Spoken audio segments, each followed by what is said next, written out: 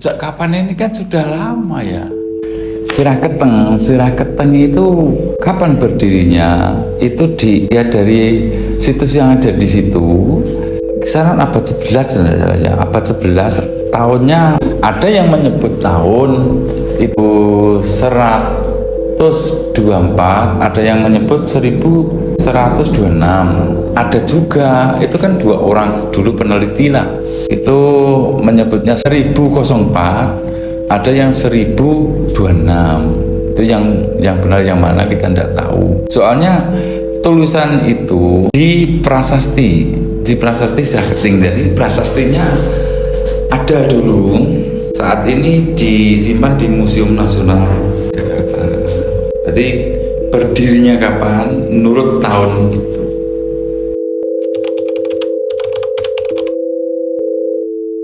Kalau upacara ritual itu semenjak saya jadi kepala desa itu sudah ada ya. Dulu di Sirah Keteng itu ada pendopo. Ini memang tempat untuk kegiatan upacara adat ya, upacara adat atau ritual.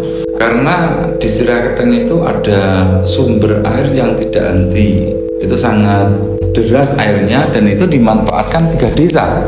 Yang ritual di situ 3 desa antara Bedingin, Wajon, sama Sambilamang. Itu dulu itu kapan? Kisaran sudah tidak dilakukan itu mungkin tahun 80-an mungkin ya. Sudah tidak ada lagi ritual yang seperti itu. Saat ini adanya cuman penghormatan atau bentuk-bentuk doa secara Islami. Itu ada sampai hari ini. Kalau orang datang dari luar desa, itu ada yang dari Blitar, Tulungagung, ada Malang, itu sering datang dengan pakaian mereka masing-masing. Ada yang pakaian adat Bali itu juga ada yang pakaian Muslim juga ada, pakaian biasa orang Jawa itu juga ada. Itu juga mungkin semacam upacara. Kita kan tidak tahu tujuan mereka. Jelas kita menghormati saja orang datang di situ dengan keyakinan masing-masing. Itu aja.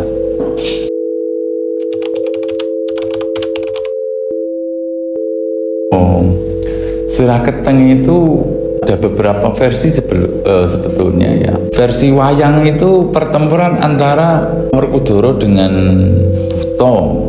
Kemudian ditendang, kelihatan gelap, itu kemudian dinamakan Sirah Keteng, kan kepalanya diputus. Itu kalau versi Mataram kuno itu bisa dilihat di YouTube. Kalau versi Betoro Katong itu dulu tempat pengesahan atau wisuda.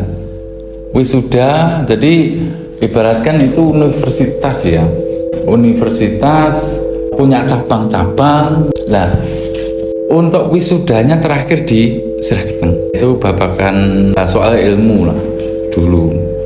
Ada juga yang menyebutkan itu tempat sesucinya para leluhur kerajaan. Jadi itu diidentik dengan padusan juga bisa, atau patirtan Sirah Keteng itu. Nah, ceritanya, alurnya saya cerita panjang.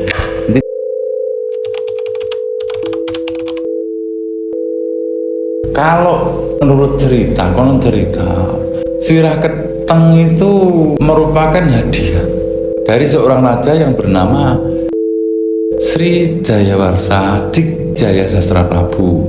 Itu di Mataram kuno di era Medang kalau tidak salah. Tapi kalau kita merujuk di Kerajaan Kediri itu akan ada raja nomor 2 kalau tidak salah. Itu juga nama yang sama tapi tidak memakai gelar yang lengkap. Cuman Sastra Prabu gitu aja.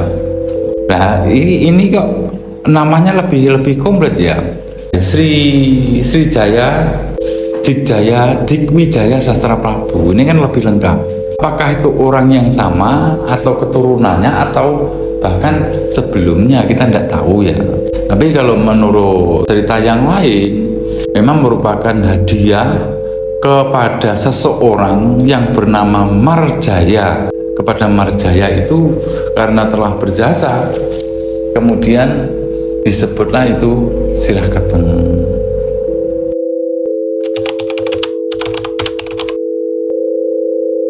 Kalau tata tertib, saya kira dulu mungkin kental sekali tentang harus pakai ini mungkin, nah, harus apa kayak itu mungkin dulu. Keteng itu kan sudah dilupakan sebelumnya. Artinya gini, kita punya peninggalan, punya situs yang harusnya dipelihara atau dirawat. Bukan arti kita menyembah buatan atau ciptaan manusia, tapi kita lebih ke merawatnya, memeliharanya biar itu jadi perbendaharaan budaya, sejarah yang ada di Ponorogo khususnya. Ya umumnya mungkin ya Nusantara karena dia dari tahun yang lama juga.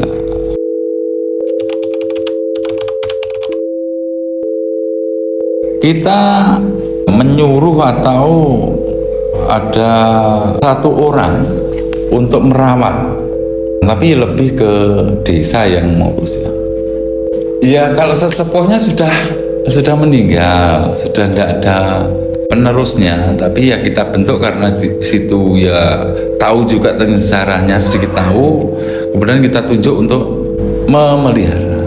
Tapi untuk keseluruhannya ya tetap desa ya.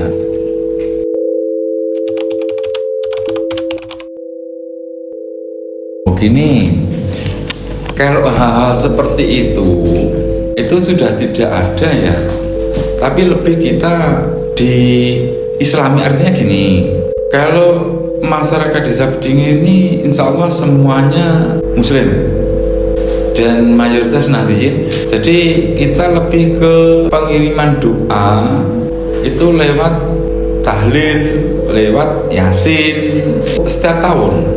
Kalau semacam ritual tertentu itu tidak ada mungkin. Tapi bentuk doa itu secara muslim ada juga semacam orang Jawa ya. Kita adakan ruwatan itu, tapi tempatnya bukan di sana.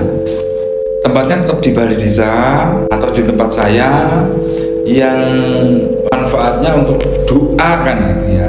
Doa yang ditujukan kepada leluhur Bedingin atau yang babat desa Bedingin.